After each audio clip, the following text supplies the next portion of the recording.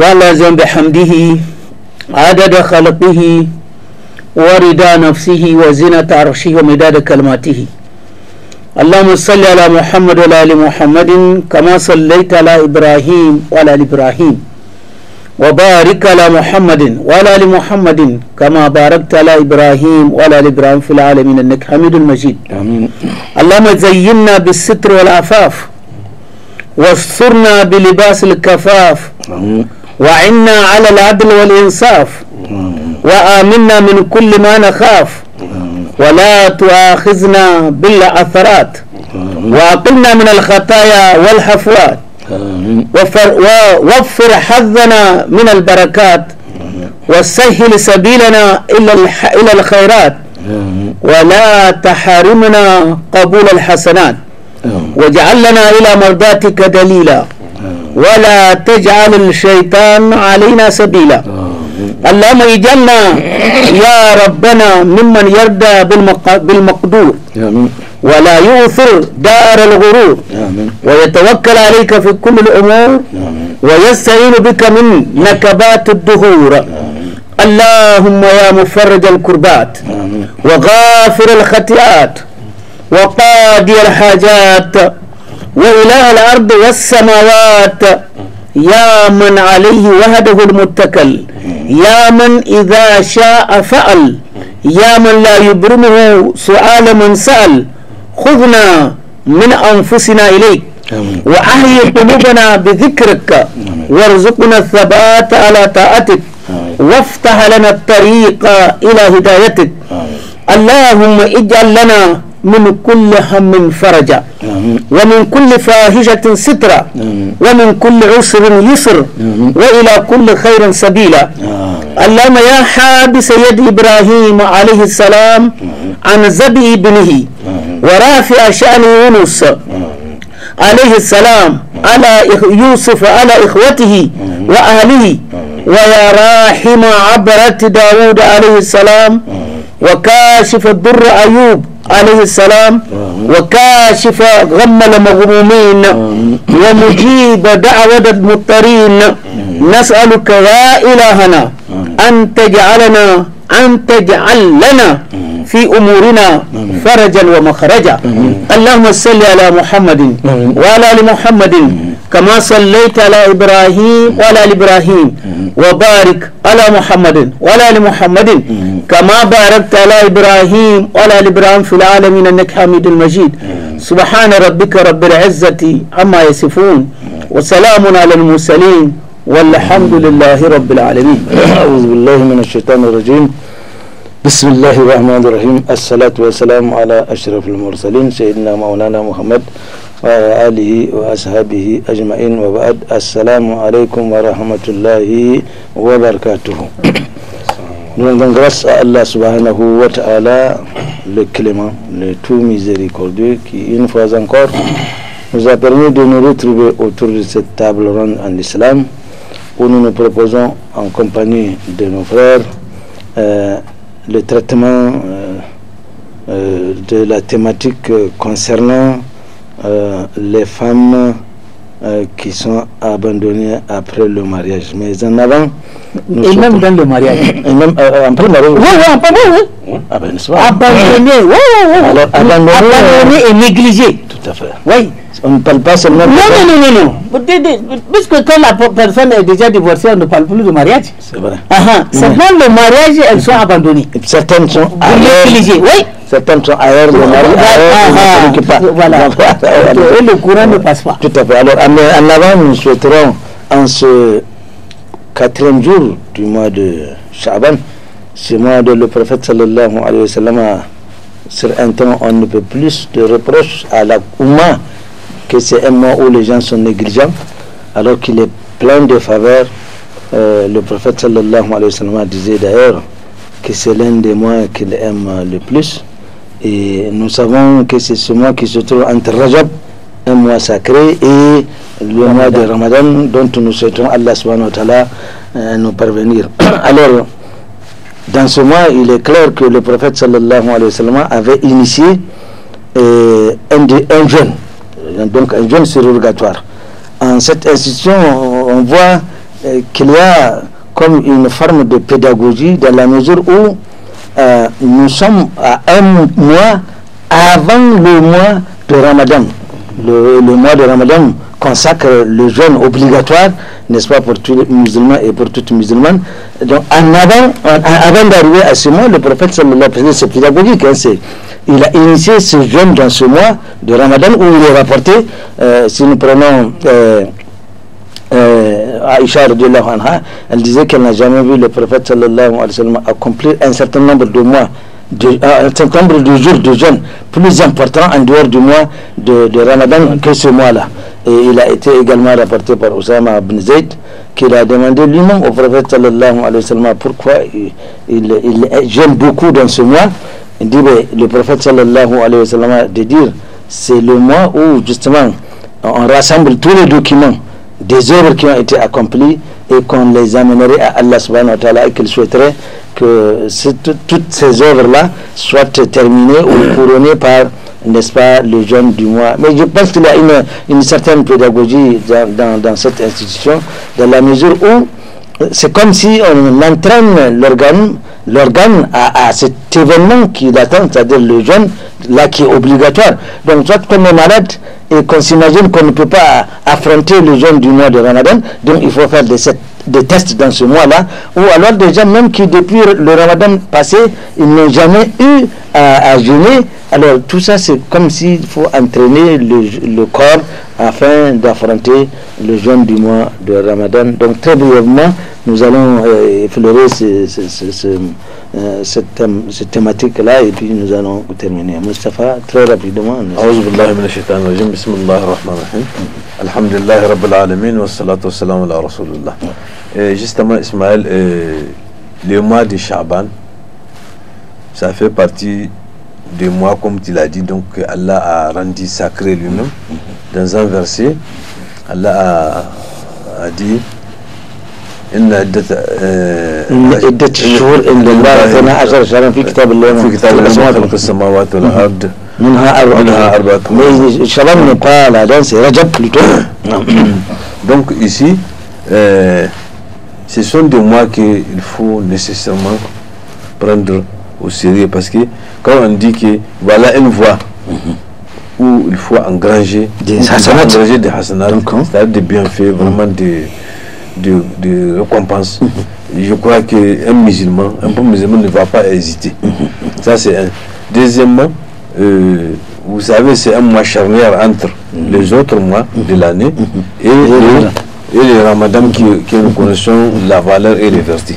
Donc moi je crois que rien que ça là, quand on ajoute les hadiths authentiques rapportés par les différents rapporteurs de hadiths tels que Aïcha et les autres que tu as cités, je crois que c'est sans doute, il n'y a pas de doute. Et ça, c'est ce qu'on appelle le point de repêchage.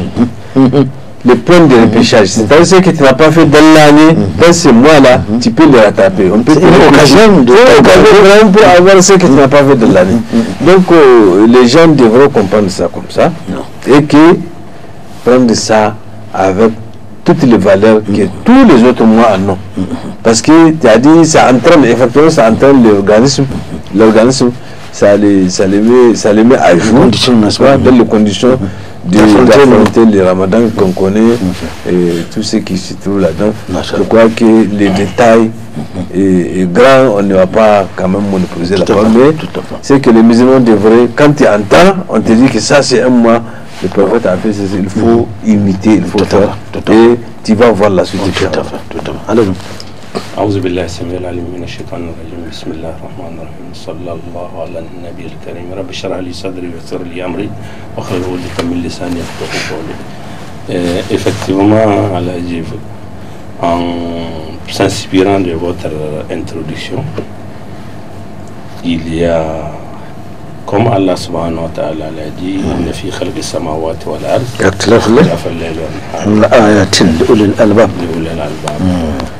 il y a dans la succession de jours et de nuits, n'est-ce pas, des signes. Le prophète Mohammed sallallahu alayhi wa sallam est un modèle. Il y a des successions, effectivement, des jours, des mois, mais rien n'est fait par hasard, comme Allah le dit dans le Coran. C'est des signes évidents. Et le prophète Mohammed sallallahu alayhi wa sallam, d'après le témoignage, un des témoignages d'Aïcha, son épouse radiallahu anha, c'est un modèle du Coran en termes pratiques. Donc vous avez dit dans l'introduction qu'il n'y a pas un mois au cours duquel le prophète Mohammed sallallahu alayhi wa sallam observe le jeûne surrogatoire plus que pendant Sha'ban. D'autres témoignages précisent qu'il jeûnait comme s'il n'allait pas rompre et il reprend comme à jeûner. Il interrompt comme il ne va pas reprendre et il jeûne comme s'il ne va pas interrompre. Donc ça c'est des signes. Le prophète c'est une guidance. Comme on a demandé à Aïcha radiallahu anha quel est le comportement du prophète, mais à une occasion elle a dit mais n'as-tu pas lu le Coran? À une autre elle dit vas-y lire le Coran. Donc sa pratique c'est une guidance. C'est un leadership technique, comme vous le dites. Un leadership, c'est une démonstration psychologique. Donc, comme le Coran l'a dit aussi quelque part, un modèle parfait à suivre. Ça veut dire quoi? Le fait que le prophète Mohammed sallallahu alayhi wa sallam jeûne plus Ramadan en termes de jeûne et Sha'ban en termes de jeûne surrogatoire, c'est un signe. Ça doit attirer notre attention à nous concentrer pour préparer psychologiquement et physiquement l'avènement grand du jeûne du mois béni de Ramadan. Ça doit attirer notre attention à chercher ces bénédictions, à chercher à nous préparer. Mais comme Moustapha vient de le dire, à chercher à nous rattraper. Ça veut dire qu'avec 11 mois d'épreuve, parce que il faut le dire ainsi, chaque semaine il y a 2 jeûnes surrogatoires à faire. On a fait, on n'a pas fait, et il y a des jeûnes comme celui d'Ashura parsemé et que la sunna a précisé, du prophète a précisé. On a fait, on n'a pas fait. Il est temps de se rattraper, il est temps de profiter pour s'organiser mieux, parce que c'est un grand avènement, l'avènement du jeûne du mois de Ramadan qu'il faut préparer en tant que fidèle. Alhamdulillah Rabbil Alamin. ثم الصلاة والسلام على أشرف المرسلين محمد علم الهدى ومنار اليقين.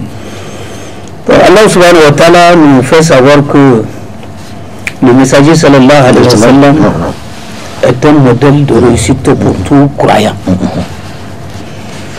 Et pour réussir sa vie ici-bas, il faut imiter le prophète sallallahu alayhi wa sallam. Pour réussir la vie de l'Edara, il faut imiter le prophète sallallahu alayhi wa sallam. Si le messager sallallahu alayhi wa sallam nous parle de jeûne dans ce mois-ci, il faut à peu près comprendre ça comme un athlète qui veut monter sur le terrain pour le réchauffement, pour réussir ses épreuves physiques. Il lui faut forcément un entraînement et une préparation physique. Dans le cas contraire, il ne peut que rencontrer des crampes, des difficultés. Et vous le savez, et bien sûr avec moi, il nous arrive de fois, quand on commence le jeûne de Ramadan, surtout dans la première semaine, on a des maux de tête. C'est évident, parce qu'on a perdu l'habitude. Pour les excitants qu'on a l'habitude de prendre. Mais si déjà on a jeûné dans le mois de Chaban, on a entraîné le corps, donc on ne peut pas ressentir ça dans le mois de Ramadan. Donc le corps déjà aura compris et s'adapter à la situation. Donc c'est de cela qu'il s'agit. C'est une préparation morale et physique pour le fidèle afin de réussir son Ramadan le plus sérieusement possible. Exactement. Voilà. Il y a un débat que je ne veux pas qu'on fasse. C'est celui de cette affaire de le jeûne des vieux, qu'on appelle Azm Souhi, qui commence depuis Rajab, en passant par Sha'ban, pour terminer au Ramadan. Le prophète sallallahu alayhi wa sallam a dit, jeûner quelques jours dans les 4 mois sacrés. Il a ordonné à ceux qu'on jeûne dans ces mois. Quand, dans une autre version, Aïcha radiallahu anha a l'habitude de dire que le prophète, souvent, c'est comme s'il a jeûné tous les mois de Sha'ban. Donc, nous avons quelques morceaux de jeûne dans le mois de Rajab, n'est-ce pas, en passant par le mois de Sha'ban, où le prophète a fait beaucoup plus de jeûne, et puis par achever. Donc, je ne sais pas, j'entends trop souvent des gens dire que tous ces jeûnes-là qu'on fait, qu'on accomplit, ce n'est plus valable, ça n'a pas d'importance. Je dis c'est un débat que je ne veux pas qu'on fasse ici. Moi, je pense que si vous jeûnez pour Allah subhanahu wa ta'ala, parce que le jeûne, c'est une activité qui est admise par la charia, et il n'y a pas une période où il est dit, des périodes où il est dit de ne pas jeûner, aussi sont également connues. Alors je dis, c'est vraiment pas un débat que... Même s'il n'y a pas un débat, je laisse les ennemis. Tout à fait. C'est une façon de dire. Voilà, si nous c'est purement traditionnel. Ouais. Puisque dans la charia, il n'y a pas ça. Celui qui est vu, il est exempté de jeûne. Tout à fait. Si déjà le mois obligatoire, la personne est exemptée, comment on va encore la surcharger de 3 mois de jeûne? Non, c'est vrai, c'est traditionnel, ça me figure, vous avez quelque chose à dire par rapport à c'est pas dans la pratique. En fait, les gens utilisent ça, c'est pour se référencer à un temps. Comme on dit par exemple, Kaswa de Tomouchi. Comme par exemple la semaine, donc, le jour de marché qui est passé, quoi. Donc c'est ça les gens utilisent comme Azm Souhi. Mais sinon, les jeunes, en tant que tel qu'ils soient surrogatoire, qu'ils soient obligatoire, il ne spécifie pas les gens. Si tu es dans les conditions de le faire, c'est pas ta vieillesse qui va t'empêcher de le faire. Sauf si, par exemple, on prend en compte d'autres choses. C'est pourquoi j'apprécie lorsque tu dis qu'il ne faut pas faire le débat à ce niveau. Sauf si on prend un hadith du prophète sallallahu alayhi wa sallam qui dit que تداووا يا عباد الرحمن إن الله ما أنزل داء إلا نزل له دواء علمه من علمه وجهله من جهله إلا صام أو حرم. Oh, vous serviteurs d'Allah, n'est-ce pas? Donc guérissez-vous, traitez-vous avec tous les médicaments légalement reconnus, scientifiquement reconnus, parce que Allah n'a pas descendu une maladie sans lui attribuer un remède. Laissez celui qui laissait, l'ignore celui qui l'ignore, sauf deux. Ces deux-là, il y a la vieillesse là-dedans. La vieillesse et la mort. Et la mort. C'est-à-dire ça, c'est des maladies. Quand on est malade, parce qu'on est vieux, là on est exempté. Là également, l'islam a trouvé un moyen, pas forcément gêné. Est-ce que celui qui enlève le connaît là, les zakats là, la compensation des gens qui n'ont pas l'expression, est-ce qu'il a gêné? Si, donc on a gêné. Ah ben si, n'est-ce pas? Si on peut c'est comme ça qu'il faut s'adresser au public pour qu'il comprenne. En fait, c'est pas quelque chose qui a une source ni coranique ni des hadiths, mais c'est une référence que les gens font pour situer une période bien donnée. Voilà, c'est la deuxième partie de l'intervention. Vous dites que tout à l'heure que est-ce que tout ce que la personne a eu à faire là, certains disent que c'est nul. Oui, puisque Allah subhanahu wa ta'ala nous a dit de nous conformer exactement à ce que le prophète fait sallallahu alayhi wa sallam. On ne doit pas faire plus que ce que lui il a fait. Et on ne doit pas faire moins que ce qu'il a fait. Allah subhanahu wa ta'ala nous a dit qu'il est un modèle pour nous. Est-ce que le prophète sallallahu alayhi wa sallam jeûne ces 3 mois? Est-ce qu'il a ordonné de jeûner les 3 mois? Non. Est-ce que nous sommes dans les conditions de pouvoir jeûner les 3 mois? Même certaines de ces pratiques, il nous a dit, je suis un être humain, mais différent de vous. Parce que mon Seigneur me donne à manger et me donne à boire. Donc, sur certains points, évitez de m'éviter. Tout à fait. Voilà. Tout à fait. Oui, parce qu'il y a 2 sortes de sunnah. Il y a une khususiyya qui est dévolue au prophète sallallahu alayhi wa sallam. Lui-même, il a dit d'ailleurs, إذا أمرتكم بشيء فأتوا به ما استطعتم. On a beau aimer la sunna du prophète, mais lui, sachant que tout le monde n'est pas au même niveau, comme tu dis, de capacité physique, etc., il dit, quand je vous donne quelque chose, que chacun n'a qu'à le produire selon ses capacités. Tout à fait. Bon, quelqu'un qui est déjà vieux, qui est exempté du jeûne obligatoire, et auquel on demande de faire 3 mois de jeûne surrogatoire. Je te dis, moi je dis, même les jeunes, même les vieux, on n'a pas vu les vieux jeûner les 3 mois. Voilà. Pratiquement. Donc, comme tu dis, c'est une durée, tu as quelque chose à avancer là. Oui, en fait, moi je pense que le terme Azmansohi, c'est lié à un contexte, lié à un état d'esprit, lié à un niveau de compréhension des textes.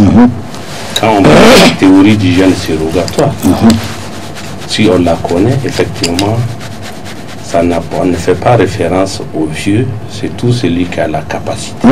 C'est surrogatoire, hein?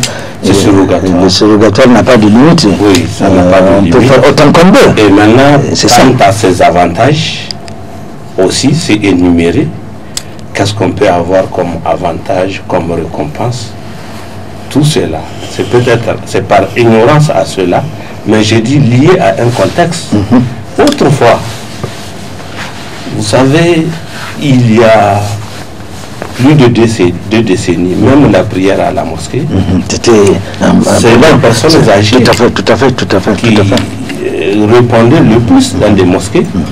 Donc on dirait que psychologiquement, ils sont proches de la mort. Et il y a une époque effectivement où quand il y a décès même, puisqu'il y avait des pleurs en ce temps-là, dès qu'on entend des pleurs, où est-ce qu'il y a un vieillard? Voilà, tout à fait. Parce que celui-là, psychologiquement, c'est lié à un contexte. On pense que celui qui est proche de la mort, qui doit s'atteler à faire autant de jeûnes, à préparer, à faire autant de surrogatoire, c'est lié à un contexte. Mais sinon, dans les textes, ça n'existe pas. Le prophète n'a pas fait 3 mois successivement. Il n'a pas ordonné de le faire. Écoutez, est-ce qu'on a vu même quelqu'un le faire? Moi, je me pose toujours cette question. Il y en a qui font, comment dirais-je, toute leur vie. Et là, on sait que c'est interdit. Chaque jour. Oui, il y en a qui font ça de façon systématique. Le prophète sallallahu alayhi wa sallam l'a interdit. Mais la question que moi je pose entre parenthèses, si tu le permets, c'est est-ce que ces jeunes surrogatoires-là le permet de faire donner une limite? Non, pas une limite. Non, pas une limite. C'est-à-dire une zakat quelconque. C'est-à-dire une compensation. On compense qu'avec le jeûne de Ramadan. Donc le débat est clos. C'est-à-dire le débat est clos parce que là on est limité dans la mesure où c'est des suppositions qu'on va faire. Les dispositifs qui encadrent les jeunes ne sont pas réunis totalement ici. Je crois qu'on n'a pas à... Tout à fait. Voilà, Masha'Allah. Alors, je pense que nous avons éploré cet aspect-là. Nous allons rentrer dans la thématique en question. Il s'agit de ces femmes, des femmes abandonnées, donc tout statut confondu. Abandonnées et négligées. Abandonnées ou négligées. Abandonnées. Oui, c'est différent. Oui, je suis d'accord avec vous. Je suis d'accord. C'est une nuance. Abandonné ou négligé. Voilà. Tout à fait. Alors, il s'agit vraiment de cette situation qui ne peut que s'aggraver de jour en jour. dû essentiellement, à mon avis, aux difficultés économiques, si on peut s'exprimer comme ça. Maintenant, le débat est là. Chacun de nous va essayer de donner les raisons pour qu'un seul est abandonné, pourquoi une telle qui est là avec son mari est négligée. Tout à fait. Voilà, ça dépend du contexte. Mais tu prends la parole. Bon, je vais nous raconter d'abord un hadith. Au temps du messager sallallahu alayhi wa sallam, la femme de Ousmane bin Maz'oun. Ousmane bin Maz'oun, voilà. Ousmane bin Maz'oun est le frère de lait du messager sallallahu alayhi wa sallam. Ils ont été ensemble, le même lait, avec le prophète sallallahu alayhi wa sallam chez Halima. La femme d'Ousmane bin Maz'oun était allée voir Aïcha radiallahu anha chez elle. Elle était mal habillée. Et directement, Aïcha lui a dit, mais toi, la femme d'une telle personnalité, je te vois dans telle situation, qu'est-ce qui ne va pas? Elle a dit effectivement, Ousmane bin Maz'oun n'a pas de temps pour moi. Tous les jours que Dieu fait, il jeûne. Et toutes les nuits, il fait des prières surrogatoires. Aïcha, c'est une femme intelligente. Bien sûr. Elle a compris la situation. Elle n'a rien dit, elle a pris acte. Quand le messager, sallallahu alayhi wa sallam,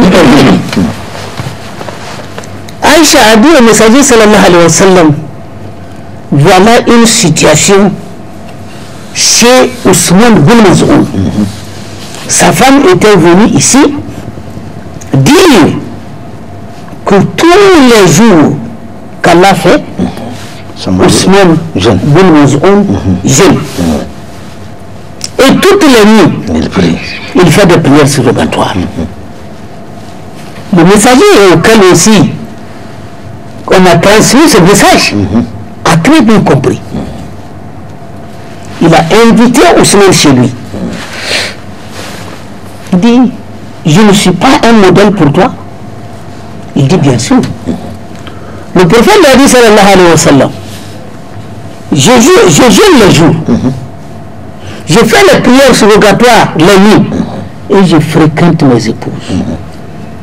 Ousmane lui a dit, à partir de maintenant, je vais me conformer et donner aussi à ma femme ses droits. Non. Est-ce que vous avez compris ça? Vous n'avez pas compris? Non, pas encore. Lui, Ousmane bin Maz'oun, il se consacre à la religion. Et pour eux, il ne donne pas à sa femme ses droits. Tout à fait. Et le messager sallallahu alayhi wa sallam a tiré son intention. Chaque ayant droit, il faut lui donner son droit. Tout à fait. Tout à fait. Nous avons compris. Oui.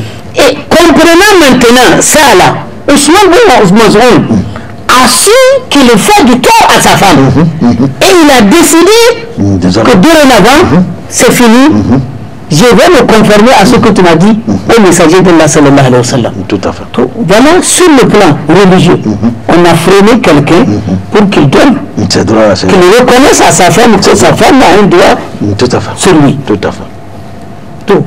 Et ceux qui ne le font pas, vis-à-vis de leurs épouses, de la religion. Vous voyez, le deuxième hadith, Omar bin Khattab, deuxième calife, oui, envoie les musulmans à la guerre. Et Omar, chaque nuit avant d'aller au lit, il faut qu'il fasse le tour du village pour s'enquérir des nouvelles de la situation. Passant derrière une case, il a entendu une femme dire, si ce n'est pas que la fornication est illicite, j'allais inviter un monsieur sur ce lit. jusqu'à ce que le SMIC sache qu'il y a 2 amoureux chez lui. Ces phrases-là sont tombées dans les oreilles de Omar. Le lendemain matin, Omar est allé vers sa fille, Hafsa, que vous, femmes, pendant combien de temps pouvez-vous résister à l'absence de vos maris? Hafsa lui a dit 4 mois et 10 jours. Directement, Omar a écrit une lettre envoyée à ceux qui sont au front, au chef de guerre, que tous ceux qui ont eu à faire 4 mois ou plus doivent revenir à la maison et se faire remplacer par d'autres. Donc, devant ces 2 situations-là, ceux qui, en allant chercher de l'argent aux États-Unis, au Canada, en Belgique, laissent leurs femmes 1 an, 2 ans, 3 ans, ou nos frères qui vont au Ghana, en Côte d'Ivoire et ailleurs, pour chercher, qui abandonnent les femmes au village. L'islam, c'est pas normal. L'islam ne cautionne pas ça. Tout à fait. L'islam ne cautionne pas ça. Tout à fait.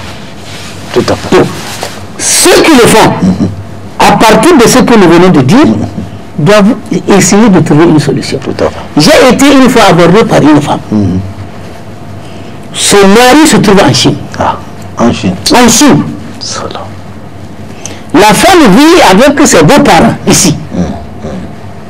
Si la femme-là doit sortir de la maison, aller acheter quelque chose au goudron, il faut qu'il téléphone à son mari qui est en Chine pour demander la permission.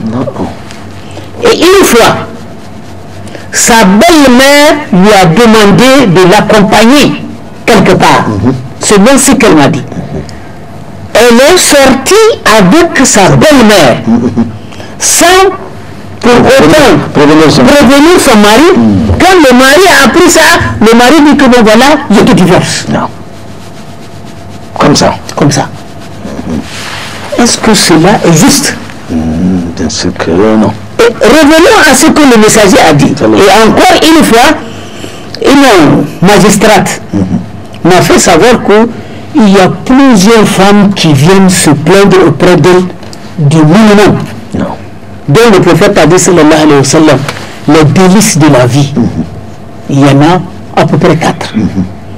Et qui sont le minimum dans un foyer. Manger, boire, dormir et la circulation de l'énergie.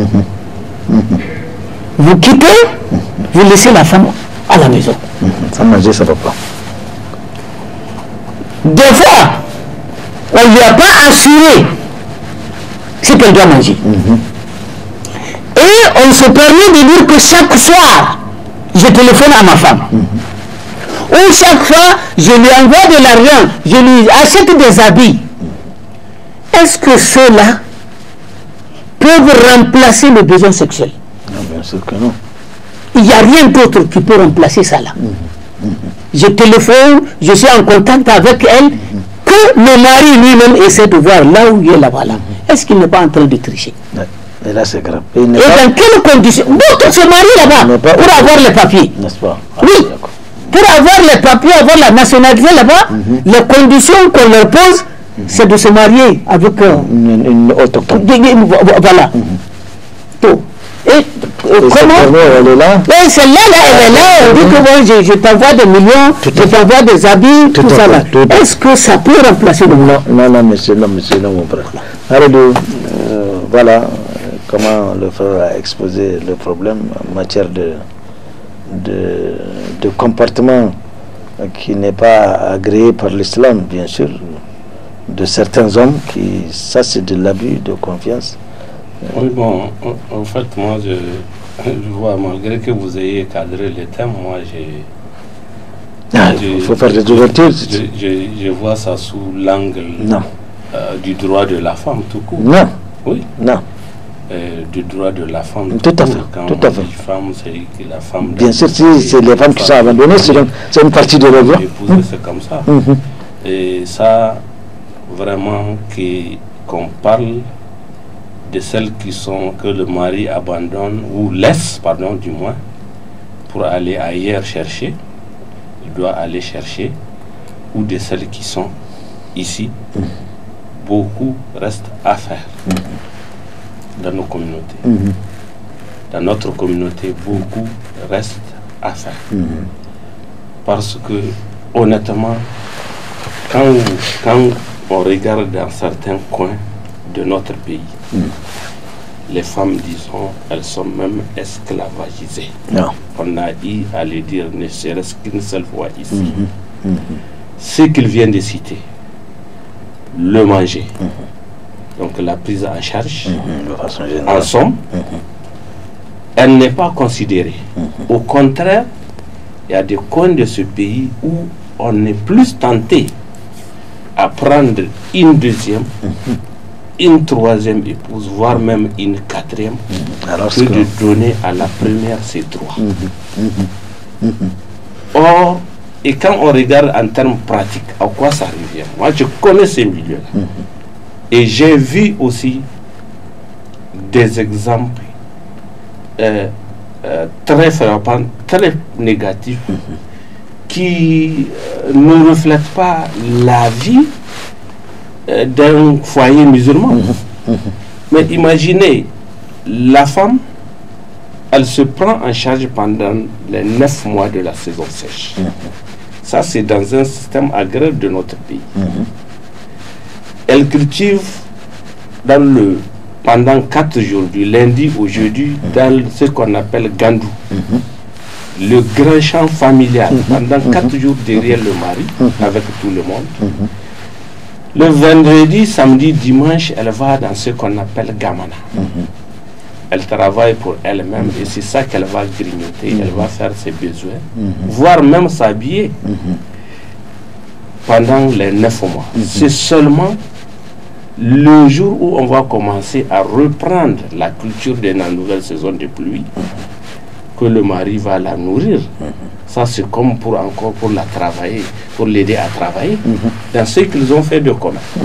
Par ailleurs, si on regarde l'activité journalière, celle-ci, durant toute sa vie, depuis qu'elle était jeune fille, ou petite fille, disons, elle s'élève à 3h, 4h, bon, ou au plus tard 5h, 6h, pour se mettre sur le mortier, piler, préparer, c'est comme ça toute la ville, et se vaquer à la corvée, aux activités journalières, qui cherchaient du bois, si c'est pendant la saison de pluie, partir, préparer, trouver le mari, travailler avec lui, descendre chercher du bois mort, aller au puits, venir préparer à manger, ainsi de suite, jusqu'à X heures de la nuit, elle est préoccupée. Et malgré toutes ces structures de sensibilisation des droits de la femme, moi j'ai dit que malgré qu'on ait l'islam, beaucoup reste à faire. Et les maris vont répondre aux 5 prières quotidiennes, mais ça ne leur dit rien. Qui plus est, là où c'est pire, le plus souvent, dès qu'elle tombe malade, il suffit que ça persiste un peu, la maladie persiste un peu, on la prend pour la ramener chez ses parents. Ça, c'est injuste. Il y a moins de 2 semaines, j'ai entendu ce témoignage. Et ça, c'est, comment dirais-je, un beau-père qui dit que c'est comme ça qu'il a fait à la petite fille. Il a apporté un témoignage. Alors, mais où est l'islam? Où est le droit de la femme en islam? C'est de ça, même bien qu'on soit ici. Alors, ça veut dire quoi? Beaucoup reste à faire. Toutes ces retombées, toutes ces bénédictions que le mari met, si on gagne, c'est pour aller peut-être paraître. Si on gagne, c'est pour augmenter une autre. Et quand on regarde quelque part avec encore la situation actuelle, il y a l'abandon de l'éducation des enfants. Les enfants sont le plus souvent à la charge de la mère. Mais où est le droit de la femme? Donc ça veut dire quoi? Si on veut résoudre certains problèmes, en tout cas dans certains coins, de notre pays, qui ne sont pas les moindres, il faut que la femme ait ses droits. Si on peut prétendre vivre la vie conjugale, si on veut prétendre vie en islam, si on veut prétendre d'avoir une épouse, parce que quelque part, le manque de substance peut être la cause de la séparation. Bien sûr, bien sûr. Oui. Mais ici, c'est sciemment, on refuse. Tout à fait. N'est-ce pas? Même souvent, ces traitements, c'est les premiers soins là, c'est à elle de les faire. Elle paye ses produits. Ah, il y a beaucoup de choses à refaire. Oui, alors tu sais, il y a une façon de voir les choses. À un moment donné, on a dû entendre des voix se lever et dire « Ah, faut pas que la femme ait des libertés ou que la femme soit autonome ou que la femme... » Il y a également cet aspect négatif aussi de ces pensées qui font oui, que... Ça, c'est la survivance. C'est la survivance du système coutumier. Autrefois, donc, le mari, lui, il est chef. Mais quand on dit l'islam, c'est autre chose. Il y en a qui disent, mais si la femme elle s'autonomise, c'est fini, elle risque de se rebeller. Il y a cette façon, ces esprits-là quand même. Oui, mais ça, c'est l'esprit jahiliya. Oui, c'est l'esprit jahiliya. Mais quand on parle islam, parce que je vais raconter une histoire dans ce milieu dont je parle. Une fois, c'est dans un centre de santé qu'on a trouvé, on est rentré à une occasion chez le chef CM. Et un de ses auxiliaires est venu, il a dit, qu'est-ce qu'on va faire avec l'enfant là? Il a dit, non, l'enfant là, il est décédé. Ils ne l'ont pas amené vivant. Il faut regarder ici. C'est enfoncé avant même d'être ici. Quand il a annoncé à la mère, une très jeune dame, c'est en ce moment qu'elle a crié. Elle dit, hier encore j'étais au champ. C'était en juin.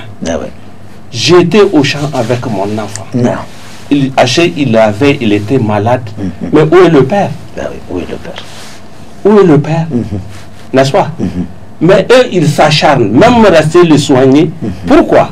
Parce que c'est le poids social qui la pousse à aller travailler. Parce qu'il y a d'autres charges sociales. Quand il y a baptême ailleurs, quand il y a mariage ailleurs de baptême, il faut qu'elle se présente, il faut qu'on affiche qu'elle a fait en tant que tante, en tant que soeur, en tant que nièce qu'elle a fait quelque chose. Donc, elle met tout son temps pour travailler parce que c'est la période, n'est-ce pas, de semences pour récolter. Et c'est avec ça qu'elle affronte sa vie. Donc, elle a négligé son enfant. Quand on a vérifié, c'est qui? C'est son petit frère qui l'a apporté à monter, un malade. Un malade. Il a dit créer où est le mari? Quand on a dit, mais où est son mari? On a dit, bon, peut-être il pourrait se trouver ailleurs sous le grand arbre à pareil moment du village, ou bien il est ou bien il est parti. Et c'est comme ça, tout simplement, toute la charge sociale. Mais elle a négligé l'enfant jusqu'à la maladie donc est devenue avancée et elle ne peut même pas laisser de soigner et il n'y a pas le soutien, n'est-ce pas? Ou bien elle et son enfant, le père a refusé le droit et c'est le système qui est comme ça. Mais voilà, malheureusement. Il y a un document qui est en train de circuler intitulé « Ma femme ne travaille pas ». Il s'agit d'un fonctionnaire. Quand vous partez au travail, votre femme où elle est? Elle est à la maison, qu'est-ce qu'elle fait? Elle balaye. Qu'est-ce qu'elle fait? Elle prépare. Qu'est-ce qu'elle fait? Finalement, le texte c'était vraiment pour dire ma femme ne travaille pas. Donc pour les messieurs de la ville, comme sa femme ne va pas travailler dans un salaire, elle ne travaille. On ne reconnaît pas ce qu'elle fait à la maison. Tout à fait. Bon, moi je crois que on a dit beaucoup de choses. Je prends un aspect, l'autonomisation de la femme. C'est quoi l'autonomisation de la femme? L'islam n'empêche pas, parce que la femme, en état normal, elle va chez son mari avec ses biens. Et il n'est pas interdit chez son mari de faire tourner ces biens qu'elle a amenés là-bas pour que ça jaillisse des bénéfices. Mais ça, c'est pas interdit. En fait, c'est pas ça le problème. Moi, je crois que il y aurait le contrat qui lie un homme et une femme en matière de mariage. C'est tout. Si on le respecte, tous ces genres de choses-là, des détails-là ne devraient pas venir. Parce qu'on ne peut pas y arriver. On ne peut pas être les titres de mari, là, des chefs de famille, là. Mais c'est pas donné comme ça, toi. Mais c'est que les gens trouvent que c'est mon argent qui me donne ces titres. Non, c'est pas l'argent. Parce qu'il y a un hadith du prophète sallallahu alayhi wa sallam qui dit Wali rabbuka alayka haqqun, wali ummuka alayka haqqun, wa jusqu'à ce qu'il arrive où il dit que wali zawjatika alayka, wali imra'atika alayka haqqun. Donc, ton Seigneur a droit sur toi de l'obéir, n'est-ce pas? Ta maman également, ou un de tes parents, n'est-ce pas? Les pères. Et aussi la femme, elle a fait partie des gens que tu devrais, effectivement, elle a des droits sur toi. Et ça fait partie de tous ces droits-là. Et je crois que les droits de la femme, on ne peut même pas les satisfaire si il faut prendre l'angle de l'islam. C'est pas seulement faire la sunna avec elle qui est le plus grand droit, non. Il y a beaucoup de choses. وعلى المولود وعلى المولود رزقهن وكسوتهن بالمعروف. C'est-à-dire ici on dit un mari, on l'utilise ici comme un père qui a déjà un enfant ou qui est appelé à avoir un enfant. Donc on t'avertit que dès que tu te maries, Allah t'avertit que vraiment c'est à ta charge leur richesse. Tu devrais leur donner des moyens pour que tout ça. Les moyens de subsistance. Oui, c'est ça, la femme n'a pas besoin de demander ça. Ou de se comporter comme a fait la femme de Ousmane, que Abdel Fattah nous a raconté. Non. C'est-à-dire ça, on n'a même pas besoin. C'est même une honte pour toi, c'est une défaillance. Mieux vaut ne pas la prendre dès le départ. Moi, j'ai dit qu'il y a des contrats en matière de mariage qui sont extraordinaires. Quand vous prenez l'histoire de Malik ibn Anas radiyallahu anhu, lorsqu'il a épousé une femme sans respecter les conditionnalités, les préalables qu'on a dit avant d'épouser une femme, surtout une très jeune femme, il faut la visiter, il faut arrêter, il faut faire des clauses. C'est ce que Adam a fait avec Hawa. Dès qu'elle est sortie de ces côtes-là, ils ont fait, l'ange Gabriel, les anges ont fait la barrière. Il dit non, il faut d'abord réagir génial. Donc voilà ce que, voilà. Et c'est défendu par le Coran, par l'islam. Et il a manqué un, c'est celui de voir la partie de son corps qui est permis, de voir au moins son visage, au moins c'est le truc, entendre sa voix, voir ses haineux ou ses orteils, tout ça. Donc il y a un certain nombre de choses qu'il a omis de faire, mais il a fait le reste. Lorsqu'on l'a amené, donc la femme chez lui, il veut faire la noce, il veut donc faire la sunna avec elle là, il est parti directement vers elle, il a enlevé la voile, il a vu qu'elle est vilaine, elle ne lui convient pas, elle ne l'attire pas, elle ne l'excite pas, tout ça là, donc il l'a laissé sans la toucher. Et la nuit, il dit que lui il va voyager, parce qu'elle voyage pour aller chercher le voyage des titres, pour aller chercher le savoir. Et il ne sait pas quand est-ce qu'il va revenir, franchement. Mais elle est toujours sa femme, voilà les greniers de manger, voilà les magasins de ceci, voilà les choses. Elle peut aller voir ses parents, elle peut aller voir un tel en cas de besoin, tout ce qu'elle veut, voilà, tout ça, là, tous les moyens possibles, c'est à sa disposition. La nuit, elle l'a rattrapé, elle dit, oh toi, serviteur d'Allah, comment tu m'as enlevé de l'affection de mes parents, de l'affection de mes amoureux, ceux qui veulent vraiment jouir de moi et que je jouis de ma vie. Tu m'as amené chez toi sans jouir de moi, sans me laisser me jouir des choses. Si je porte plainte chez Allah, qu'est-ce que tu vas lui dire? Tu penses que moi je suis venu pour témoin? Et il a eu peur maintenant parce qu'elle a dit qu'elle va porter plainte chez Allah. Tu sais, les Sahaba, là, dès qu'on dit que non, vraiment, je veux dire au prophète, je veux amener, il tremble. Il a eu peur, il l'a négocié, ils sont partis, ils ont fait la noce, ils ont fait la sunna avec elle. Et il est parti. Elle est satisfaite. La période qu'il va faire là, ça ne le préoccupe pas. L'important c'est qu'il l'a rendu une femme. Et il est parti, il est revenu selon certaines versions. Malik ibn Anas, il n'est revenu qu'après. Là, d'autres versions, ils ont dit non, c'est 11 ans, Allahu Alam. Il est venu, il a trouvé que déjà il lui a fait un enfant. Et un enfant qui s'appelle Anas ibn Malik, et un enfant qui donne des savoirs à qui Allah a donné un savoir scientifique des droits, sharia, droit, la jurisprudence. Et il enseigne des vieillards à l'âge de la génération de son papa. Lorsqu'il est revenu chez lui, il a trouvé qu'il est parti chercher ses savoirs-là, il l'a pas eu, voilà, il l'a laissé chez lui. Il est assis, il était émerveillé. Maintenant, lorsque le cours est fini, il a suivi l'enfant, il dit que lui, il va aller, pour lui être un étudiant chez lui, il va lui préparer les choses, il va lui prendre les bagages. Il dit, il n'y a pas de problème. Si ma maman accepte, tu peux séjourner chez moi. Il chemin faisant, donc il a vu qu'il lui pose des questions, il dit que moi je ne connais pas mon papa, mais j'ai vu avec ma mère. Voilà. Tu t'appelles comment? Il dit, je m'appelle Anas. Et ton papa, il s'appelle Malik. Donc il a senti que c'est son enfant. Donc ils sont partis, maintenant, arrivé, il a vu que c'est chez lui. Il dit, maman, viens voir, tu acceptes que cet étudiant-là reste chez nous pour qu'il apprenne? Elle dit, attends, je vais voir de qui il s'agit. Il est venu, il l'a vu, elle l'a vu. Maintenant, c'est le pleurs, c'est Kouka. Et dans ces situations-là, voilà ce qu'Allah les a dit. Asa antu bushe'an fahuwa sharrun lakum wa asa an takrahu shay'an fahuwa khayrun lakum wallahu ya'lamu ma ta'lamun. Le plus souvent vous aimez les choses à mort, des belles femmes claires, éclairées, très blanches. Mais c'est pas votre bien qui est là-dedans.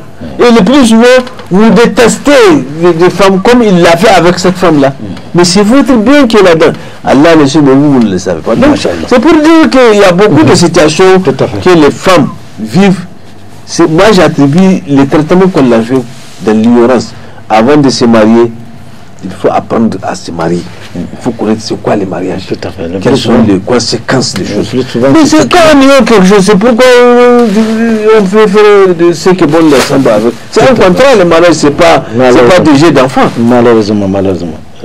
Frère Abdel Fattah, est-ce que on peut dire que c'est le résultat du comportement, ce genre de comportement que nous voyons là? On en a traité la semaine dernière ensemble. Ces femmes-là qui traînent avec des enfants comme ça. Des femmes en grossesse qui traînent 3, 4 enfants avec elles et qui sont dans la rue en train de mendier. C'est la société qui l'abandon ou la négligence. Oui, c'est les deux à la fois. On les abandonne et on les néglige. Voilà. Oui, mais combien de femmes vous trouvent à la mosquée? Avec des enfants là en grossesse. Avec des enfants, ils disent que le mari est parti. Tout à fait. Ils n'ont pas de ces nouvelles. Et avec des enfants. Tout à fait. Donc le mari fait les enfants et puis. Donc c'est comme ça et on est fier. C'est vrai, en islam c'est recommandé, c'est souhaitable. On est fier de dire qu'on a tel nombre d'enfants. Mais il faut savoir qu'il y a des obligations. Tout à fait. Il y a des obligations qu'on doit observer. Il faut se dire que là, qu'il y a une charge à venir et il y a des devoirs à accomplir et par rapport à cette femme et par rapport à ses enfants. Certes, en fonction des possibilités du mari. C'est ce qu'on a dit. Et elles aussi, les sœurs, les femmes, ne doivent pas exagérer pour chercher au-delà du moyen du mari. Mais, j'ai dit, beaucoup reste à faire, mais il faut revoir dans les sensibilisations. Dans les sensibilisations, quand on veut marier, même si c'est son fils qui se marie, il faut l'habiller, il faut la savoir. Tout à fait. Attention, c'est bien, mais il faut que tu saches que voilà ton devoir. N'est-ce pas? Voilà ton devoir. Si c'est une fille qui se marie, voilà ton devoir. Tes obligations. Il faut que les parents l'intègrent aussi même dans leurs responsabilités. Il ne suffit pas d'avoir les moyens d'organiser un mariage. Mais c'est une responsabilité. Il faut encadrer avec ses conseils. En amont. C'est pas seulement quand il arrive des crises souvent. qu'on ne peut pas rattraper, qu'il faut appeler, dire non, non, il faut aller chez un cadi ou un marabout, dire, ramener les choses. Bon, quelque part même le pire est déjà commis, la crise est avancée et c'est en ce moment qu'on veut rattraper. Mais il faut qu'on sache qu'on a ce devoir, que les parents ont ce devoir, les individus et même les amis. Et j'encourage aussi toutes ces structures, ces centres, qui créent quand même des cadres de conseil pour les futurs époux. Et ça, on devrait intensifier. Oui, intensifier, c'est la formation. Intensifier et multiplier. Mais sinon, c'est de là que l'éducation en pâtit aussi. C'est ce qui amène la crise de l'éducation. Ces enfants-là qu'on abandonne, cette femme-là qu'on abandonne là-bas. Et vous sortez ici, vous allez voir, vous sortez d'ici, à 15 minutes d'ici, vous allez voir la même chose. À 20 minutes, vous allez voir ces choses au pays. Et souvent qu'on rejette aussi à tort. Or, on sait que tout est là-bas. On a l'habitude de le répéter ici. Parce que avant qu'on soit sur ce plateau, c'était un débat sur, comment dirais-je, la mendicité. N'est-ce pas? C'était un débat sur la mendicité. Mais aujourd'hui, que ce soit ces problèmes conjugaux, le problème d'éducation, le problème de mendicité, ils ont la même solution. C'est l'éducation. C'est la cohésion sociale. Ça peut s'étendre même au problème de terrorisme. Oui, etc. Oui, parce que le terrorisme, c'est l'ignorance. C'est la frustration. Tu n'as pas l'affection de tes parents. Quand un enfant va être capable de venir égorger son père. Alors qu'est-ce qui lui reste? Qu'est-ce qu'il ne peut pas faire? Mais c'est le manque d'affection, Abdel Fattah. Je crois qu'Abu Hamid al-Ghazali nous a dit ça. Les causes de tout conflit conjugaux entre personnes communautaires et autres là, il dit que les causes là, dans son livre Ihya Ulumuddin, il dit les causes, c'est le refus de satisfaire les besoins d'une personne avec qui on vit. Il suffit de savoir ça, de connaître ça et de spécifier et faire ça de la plus belle manière.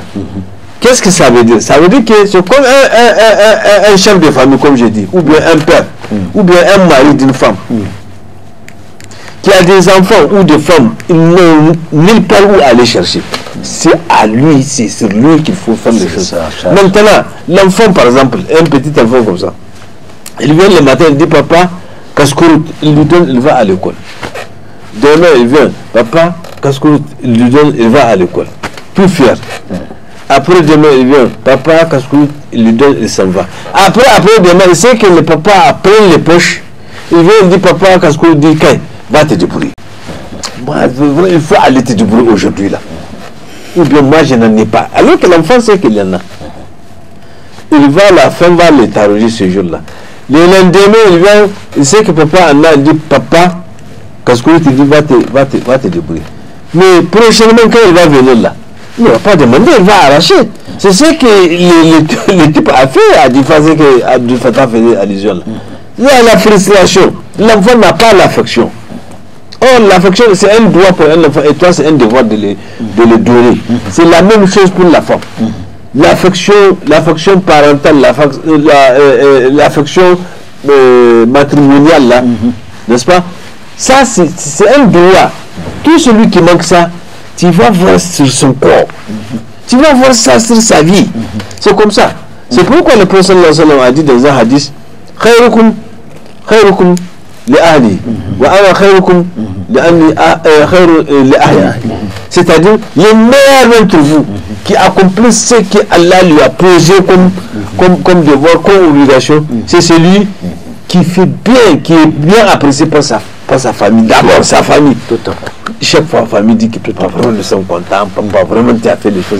Papa m'a donné mon droit. Papa, vraiment, c'est les meilleurs. Il dit les meilleurs de tous les hommes, de tout mon entourage. C'est le prophète qui parle. Hein? C'est celui qui est meilleur chez ses familles. Et moi, je suis meilleur que vous parce que je suis meilleur avec ma famille. Le prophète fait l'équité, l'égalité. Par rapport à ce que Haladou a dit tout à l'heure, là. Et ici au Nigeria, on dit que il est très facile de se marier. Ah bon? Oui. Quand quelqu'un se marie maintenant, on va contribuer. Ah d'accord. Oui. C'est très facile de se marier. Mais c'est très difficile de gérer Bien sûr. le mariage.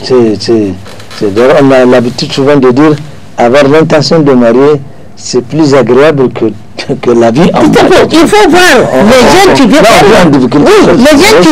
assister au mariage, qui donnent leur contribution de part et d'autre. Maintenant, on vous amène dans la maison et chacun quitte, vous laissez. C'est comme si on amène un cadavre dans sa tombe et les gens se retirent. Voilà. Donc, maintenant, comment gérer la suite? C'est ça qui est difficile. Tout à fait. Et dans une autre version, on dit que ce n'est pas se marier qui est un problème, c'est sortir les frais de condiment. Bien sûr.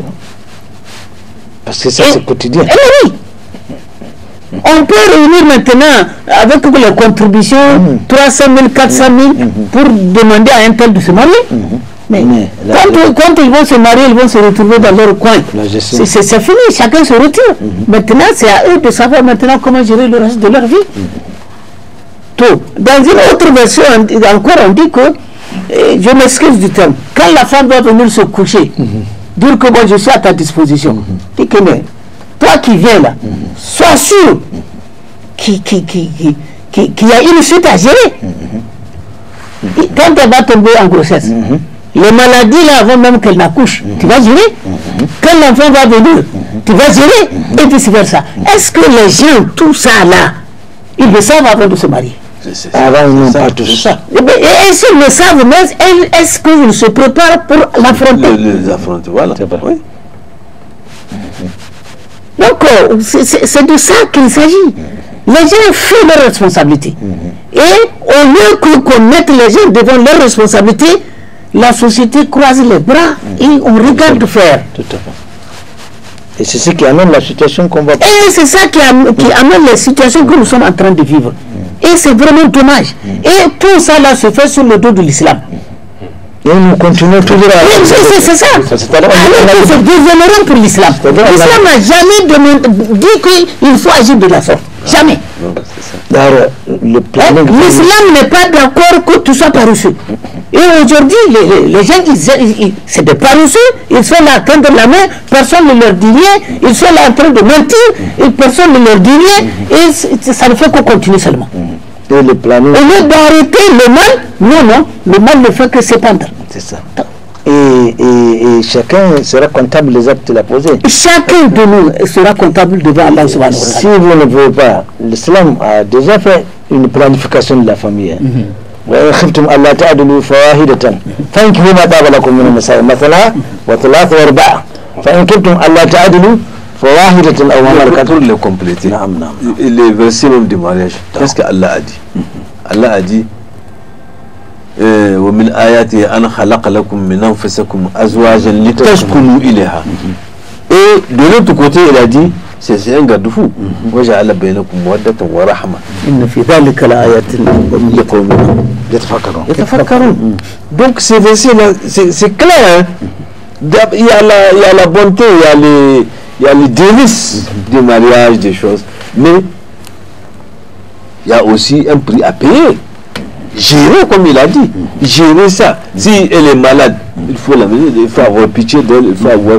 C'est ça, Mouadda, avoir pitié, vraiment faire la miséricorde envers la... Tu vois? Oui, mais Allah, par rapport à toute cette décombre, parce qu'il faut parler de décombre. Les femmes abandonnées par-ci, par-là, à se prendre en charge, des femmes laissées pour compte, parce que la liste est très longue, un peu partout, des femmes avec des enfants qu'on abandonne et qu'on traîne. Mais il faut qu'on s'interpelle. Il faut qu'on se dise, chacun à son niveau. Et tout ce qu'on voit dans la rue, nous formons une même communauté. N'est-ce pas? Et de surcroît, une communauté de croyants. Mais il faut qu'on se demande, individuellement, quelle est ma responsabilité par rapport à ça? Quelles sont mes obligations? Quelles sont mes obligations? Je vais rapidement poser la question. Est-ce que les femmes qu'on ne marie pas peuvent être considérées comme abandonnées? Mais vous savez que, j'arrive, chaque nécessiteuse ou chaque nécessité, on doit pouvoir aider. On doit pouvoir l'homme et la femme, c'est deux moitiés indispensables l'une pour l'autre. Les célibataires qui sont là, on ne doit pas aussi se perdre les regarder. Il faut qu'on fasse quelque chose pour les sortir de cette situation. C'est ainsi aussi les femmes célibataires. Il faudrait que nous fassions quelque chose pour les sortir de cette situation. C'est là-bas que j'allais m'acheminer. Ces femmes qui traînent avec les enfants, on est soit voisins, soit parents, soit ceci, soit cela. Mais quelle est notre responsabilité par rapport à la désagrégation de la situation? Et maintenant, le prophète a dit, ceux qui sont célibataires, c'est notre responsabilité. Donc il faudrait qu'on se remette individuellement et collectivement en cause. La recherche de la solution s'impose à nous, individuellement et collectivement. Nous sommes donc la deuxième partie, on ne l'a pas attaquée, peut-être on va pouvoir ça toujours. Celles qui sont négligées, qui sont dans le foyer, qu'on néglige. Donc, tels sont les propos qu'Allah a voulu que nous tenions ici. Nous le prions de nous excuser ou de nous pardonner les erreurs que nous aurions involontairement commises et qu'il nous fasse partager les hasanats contenus dans ce que nous avons dit, juste qu'il aime et qu'il agrée. Halitu nous clôt cette table ronde en islam.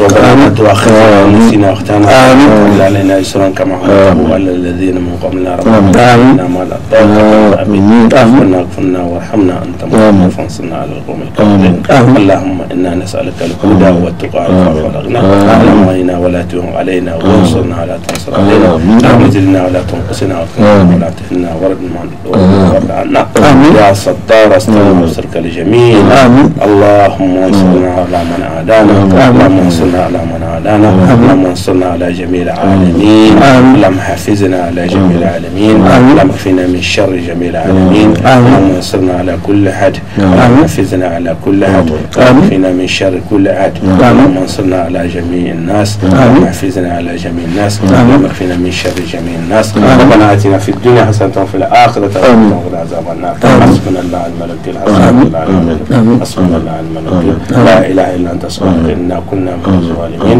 تب علينا إنك أنت التواب الرحيم فينا بحلالك وحرامك منا فضلك سبحان ربك رب العزة عما يصفون والسلام على المرسلين والحمد لله رب العالمين. Assalamu alaikum wa rahmatullahi wa barakatuh. L'élément Inch'Allah sera rediffusé le jeudi à partir de 17h30.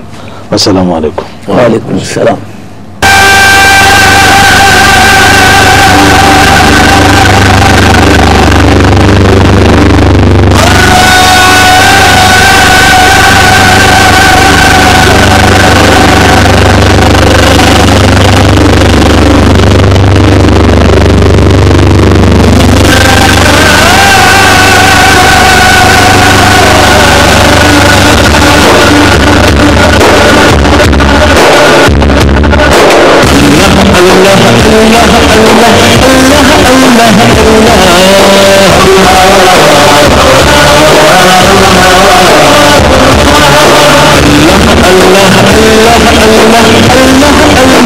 Allah